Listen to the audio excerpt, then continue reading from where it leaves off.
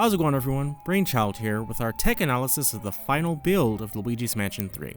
Now, for those of you who have already played Luigi's Mansion 3, you've probably noticed that this is a pretty good looking game, especially when viewed natively on your TV set, or the Switch's own screen. But just how robust is the suite of technology and animation deployed for this game? Well, that's exactly what we'll be delving into for this tech analysis of Luigi's Mansion 3. At first glance, you might mistake the cutscenes in Luigi's Mansion 3 for CG, but upon closer inspection, it becomes fairly clear that these scenes are actually rendered in-engine, thanks to shadow mapping telltale signs like these. With a slight hit to the rendering resolution and more resources available for rendering cutscenes in general, Next Level Games was able to craft some really fantastic scenes at a much higher fidelity than what will be possible to achieve in-game. Textures, geometry, and shading quality have all been boosted in cutscenes like these compared to the rendering during gameplay. In terms of presentation, whether we're talking about in-engine or in-game, the camera work and scene direction ensures that the developers' ideas and the tone they're presented in are unmistakably clear and effective. While this style of presentation does come at the expense of very limited camera movement in-game, the devs have certainly made the most of that limitation by filling each scene to the brim with loads of unique assets, which is a testament to the quality of the production values on offer. The density of objects in some scenes is impressive as well, and the object clutter in general goes a long way in making this mansion feel like a real, lived-in place. Now, the detail alone is enough for anyone to appreciate, but the fact that you can interact with most of these objects really takes that feat to another level entirely, especially because of the brilliant blend of dynamic physics and canned animations for most objects in the game. While there is some base level of interactivity for most objects, the physics are still cartoonishly animated and adhere to the comical presentation of the game. There are also many scenes that are scripted, allowing for an even greater range in the direction of the presentation, like this sequence here where Luigi is running from King Boo. First, it cannot be understated how seamless the transition is from cinematic animation to gameplay animation here. Without the use of real-time assets and materials before and after these kinds of transitions, it wouldn't be possible for them to be this seamless, which makes some of these scenes really impressive in that context. And the animation here makes a great case for the ability to maintain the expressiveness of cinematic animation without sacrificing player control. Given the linear nature of this sequence, the interactive physics are fairly trivial to compute as they have very predictable outcomes in cases like these, so the devs have a pretty high degree of control for how these kinds of scenes can play out, and the results here are fantastic. Even as you're controlling Luigi in this sequence, he still reacts to the dynamics of the sequence, like when he occasionally and fearfully looks back to see how close King Boo is, or when his balance is shifted as he wades through the motley of objects strewn about the hallway. At the end of the sequence, you're treated to a jovial display of Luigi's hilarious personality, all conveyed through the use of excellent timing, exaggeration, and other animation techniques to deliver animation work that would make legendary Disney animators proud. Not because of realism, but because of the sheer quality of the animations and the direction of the presentation, which, again, speaks to the fantastic production values for this game. The camera work and the animations aren't the only noteworthy aspects of the presentation either. The physically based materials all throughout the game have been authored with keen attention to detail, with specular highlights varying in appearance depending on how rough or smooth the given material is. This becomes even more evident when noting the physical basis upon which the materials reflect light. But before we go over the lighting of the reflections, we need to look at the various methods that this game uses to capture reflections in the first place.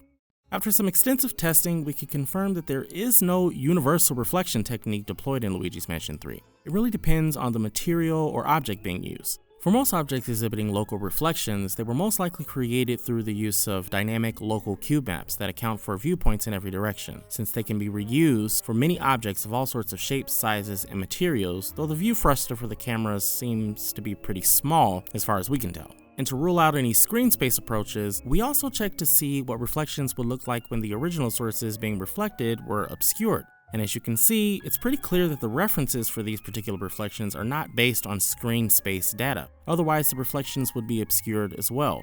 Ultimately, these reflections come at the cost of resolution, and typically the scenes or objects being captured and generated are of lower quality than the objects and environments they are supposed to reflect. However, there's something to be said for the improved localization of the reflections in the final build compared to the reflections in the older builds. For mirror reflections, the relatively straightforward planar technique is used to great effect. The fidelity is nearly like for like compared to the respective original scenes, which is to be expected as the scenes only need to be rendered one additional time for planar reflections from the perspective of each mirror.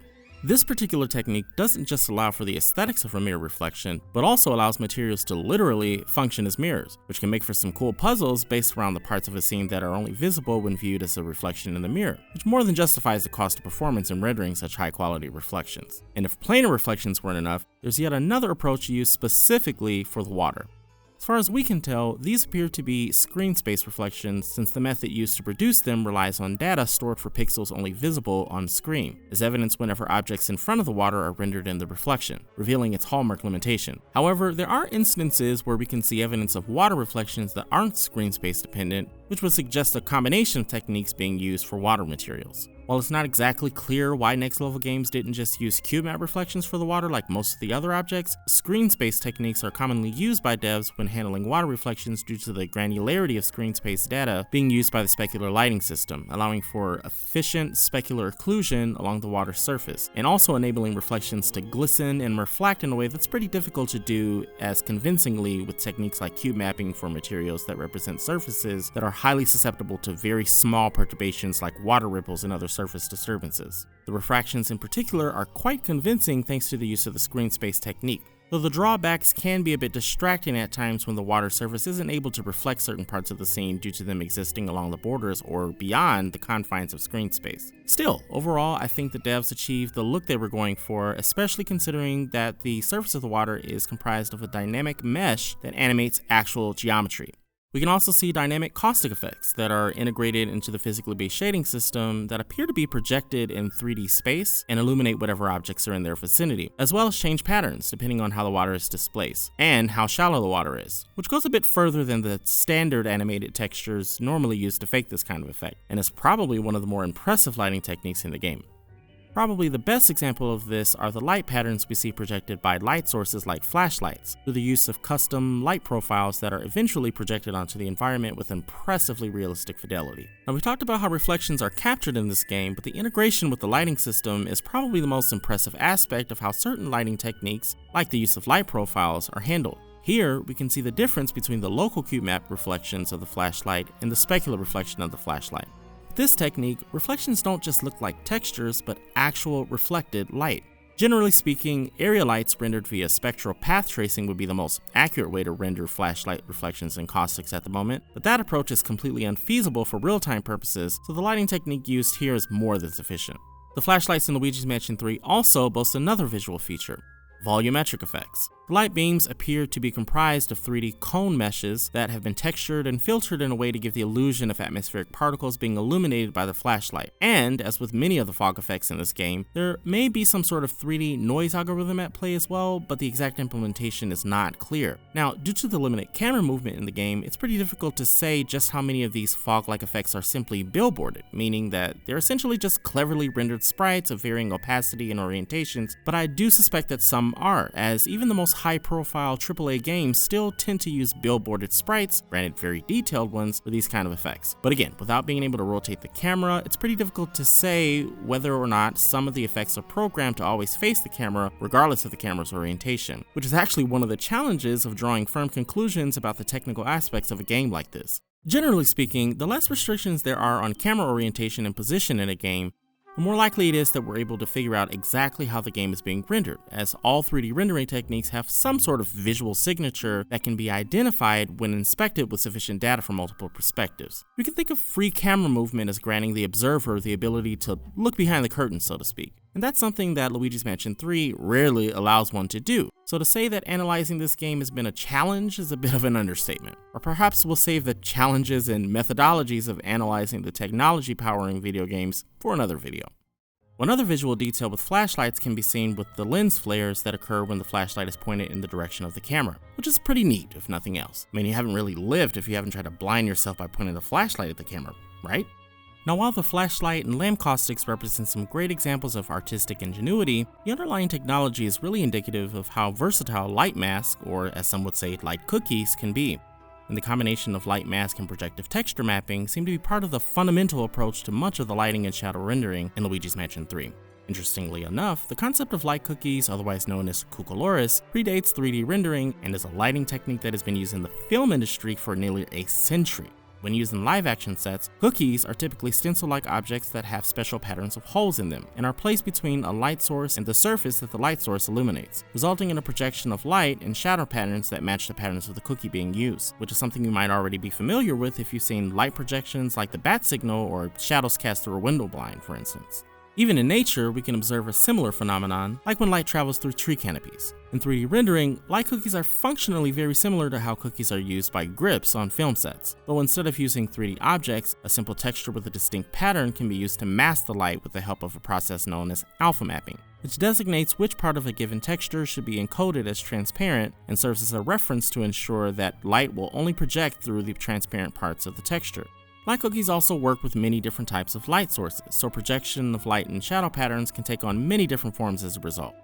One of the greatest advantages to using light cookies is that, in some scenarios, the fidelity of the lighting and shadows is only limited by the fidelity of the texture being used. With enough artistic talent, or even through the use of actual photographs as textures, you could, in theory, create some lighting and shadow phenomenon with detail on par with ray tracing or even real life, all while avoiding the aliasing and shadow artifacts typical of shadow mapping, and only using a very modest portion of the computational budget. Now you might be wondering, why don't developers use this technique to simulate all lighting and shadows? Well, even though light cookies can produce very convincing effects, they're actually quite limited in terms of practicality for many games. And the reason is fairly simple. Using cookies for lighting and shadow effects means that you have to predefine how light patterns and shadows will be projected onto the environment. And set projections are not the result of light intersection with actual geometry in the environment. This works pretty well for projections that represent objects that are attached to light sources, like the shadows cast from light fixtures or chandeliers, but for shadow casting objects that aren't attached to light sources and are actually visible in the environment, there needs to be a mechanism for testing where light intersects with that geometry in order to render their shadows. And that isn't the purpose of light cookies at all. Rather, light cookies can be thought of as a means to project imaginary patterns onto the environment, potentially with realistic fidelity. Now that isn't to say that you can't use projection techniques with actual geometry from the environment. In fact, at least some form of projection is fundamental to rendering light and shadow in virtual 3D space, but the result will be primarily limited by the hardware resources needed to render the effects and the complexity of the geometry itself. Here, we can see light appear to spill through the spaces between the window bars and onto the curtains via traditional lighting and shadow mapping, and appears to pass through the material via rendering without backface culling, allowing objects to be illuminated from behind. On one hand, the visual fidelity of this effect isn't exactly jaw-dropping, but on the other hand, the projected light and shadows correspond with the actual geometry of the window, so the consistency is appreciated. In some cases, the shadow rendering might actually be quite expensive even for a game of this scale, as some shadows cast throughout the environment are point shadows, meaning that a single light source causes objects from every direction to cause shadows, normally through the use of cube mapping. At the same time, other shadows cast onto the environment are spotlight shadows, like the ones caused by the flashlight illumination. These shadows aren't quite as resource intensive as point shadows, but their impact on the game's computational budget isn't negligible either. Luigi's Mansion 3 also makes liberal use of self-shadowing, where objects that cast shadows onto the environment also cast shadows onto themselves. The calculations used to process those self-shadows have an impact on the game's computational budget as well. However, there are some artifacts with the self-shadowing and with the shadows in general, presumably due to some problems with shadow bias. And looking at the texels visible among some shadows, it would seem to suggest that stencil shadows, a technique that extrudes the polygons of objects in order to create shadows, are not used in Luigi's Mansion 3, and the game more likely uses classic shadow mapping techniques for shadow rendering. While the variety of techniques used to produce different shadow effects is a great approach for optimizing the game's performance, it's pretty obvious which lighting and shadow effects are the result of traditional lighting and shadow mapping techniques, and which ones are the result of light cookies and projective texture mapping, as the difference in quality between the two is quite noticeable. Even so, I think it all comes together rather well. It makes for a fantastic visual showpiece overall.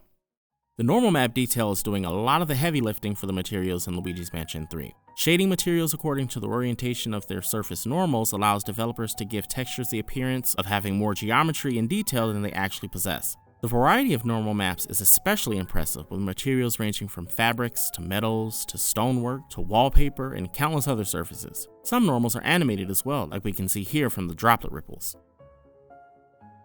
Through the use of extensive normal mapping, Next Level Games was able to give these environments a level of visual complexity that otherwise wouldn't be possible, and to that end, they've done a fantastic job authoring such detail.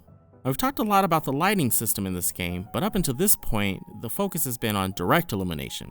However, Luigi's Mansion 3 also shows signs of indirect illumination. essentially visual representations of phenomena that occur as a result of light rays bouncing through the environment. Just like a direct illumination system is essentially a delineation between direct light and shade, the same is also true of an indirect illumination system, except the delineation there is between the light that is able to travel through directly occluded spaces, illuminating surfaces not exposed to direct light, and the shade within those occluded spaces that not even the indirect light is able to reach. The holistic approach to rendering such phenomena would be through a global illumination system, but highly accurate simulations are far too demanding to run on real-time hardware, so most developers handle the phenomena through more efficient but disparate techniques like radiosity and ambient occlusion, and we can see both of those effects at work in Luigi's Mansion 3. Now, while the exact ambient occlusion implementation is not clear, the effect appears to indicate an artistic approach for dramatic effect instead of one that focuses on complete accuracy.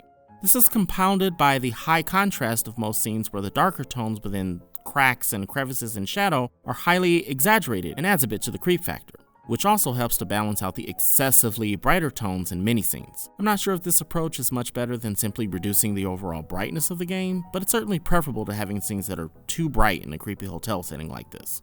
On the flip side of the indirect illumination coin, there's the use of radiosity, which represents color transferring from one surface to another as light rays bounce between said surfaces. We can see evidence of this representation both with a static light source from the outside as the skylight makes its way down an otherwise unlit hallway through a window, and also with the flashlight whenever it's pointed towards a surface that's oriented in such a way that the light illuminating it would naturally bounce towards adjacent surfaces, which is really impressive.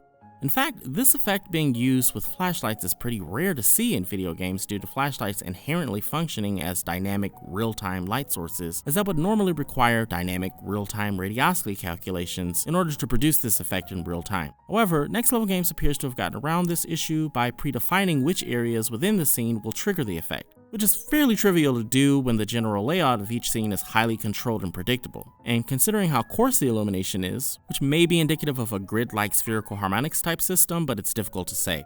It would seem that the developers weren't really aiming to make the radiosity super accurate, but simply approximating the phenomenon well enough that it added to the overall presentation without tanking the frame rate. And I think that describes NLG's indirect lighting system in a nutshell. It's not super accurate, but it's efficiently implemented and contributes to a very robust lighting system overall. And I think the same can be said for one other component of the lighting system in Luigi's Mansion 3, and that's none other than the backlighting of various objects throughout the game. This effect is made possible mainly by allowing back-facing polygons to be rendered and receive illumination, something that's normally disabled in most games due to increased cost performance, but is a necessary aspect of producing this kind of lighting effect if it has to correspond with real-time dynamic light sources. The goal is to mimic a type of subsurface scattering present in real life, where light travels from one end of a translucent material like skin or grapes or wax, then scatters around inside the medium, and then exits from the other side of said materials. Now, simulating photonic activity on a scale comparable to real life is simply not possible with current technology. So developers who want to replicate the effect for real-time use will often focus on the phenomenological aspects of the process, as that's the only part really relevant to the player anyway. Just as human flesh produces a glow when lit from behind, so do the translucent materials in Luigi's Mansion 3, with the aid of each material's emissive channel to approximate the effect, albeit not as realistically as scattering techniques that rely on complex algorithms. There's one translucent material in particular that is masterfully authored in this game: Luigi's very essence. This kind of substance is especially difficult to render properly due to its unique physical characteristics. Similar to gelatin in real life, this substance has a reflective and opaque appearance when lit from one side, and translucent and refractive appearance when lit from the other side, on top of exhibiting subsurface scattering effects. The shader work for this material has seen a dramatic difference in quality since the game was first revealed, and the end result is absolutely stunning. Luigi's substance appears to act as true participating media that interferes with light transport in a very convincing way. NLG really went above and beyond here. What's interesting though are the different implementations for rendering transparency in the game. In some cases, transparencies appear to be the result of traditional alpha blending, and in other cases, stippling patterns are clearly being used to fake transparency. The combinations of these techniques might indicate a mix of forward rendering and deferred rendering in order to take advantage of the strengths of both approaches, but it's hard to say for sure. NLG also seems to be getting some use out of polygon shell layers for fur shading, which is similar to techniques used in games like Donkey Kong Country Tropical Freeze and Super Mario Galaxy, and even in games as far back as Star Fox Adventures. While the illusion of fuzziness is effectively broken when viewed at close range, at sufficient viewing distances, the technique pulls off the effect quite nicely. One huge shift in fidelity we've seen in modern games is with the rendering of particle effects, primarily due to better use of the emissive channel. These days, particle effects are more obviously self-illuminating, often with bloom, and the particle effects in Luigi's Mansion 3 are no exception. There's still a lot more that can be done in this field, like object motion blur and more complex physics for mobile emitters, but what the devs achieved here still looks pretty good. On top of all of the other clever techniques used to bring Luigi's Mansion 3's visuals to life, the game also boasts dynamic mesh deformation of certain objects like fabrics or sand. Overall, Luigi's Mansion 3 appears to be a tour de force for the graphical capabilities of the Nintendo Switch. And what's more is that the game's performance and resolution has hardly suffered as a result. Exactly how Next Level Games has been able to pull off such a visually impressive title with such little sacrifice to performance, outside of some frame pacing issues, is still a bit of a mystery, but their special thanks to Nvidia in the game's credits might have something to do with that. Did Nvidia actually help NLG optimize the game? Well, we don't really know, but given the results, it wouldn't come as a surprise either. At any rate, this game is yet another example in a sea of many that proves that with enough time, money, and talent, it doesn't take a lot of horsepower to make a good-looking game. Kudos to Next Level Games for showing us how it's done. And that's all for this analysis of Luigi's Mansion 3. If you've enjoyed this video, feel free to give it a like and share your thoughts with us in the comments below. Also, don't forget to subscribe and hit that notification bell if you haven't already, and stay tuned to Game Explained for more coverage on all things gaming. Cheers!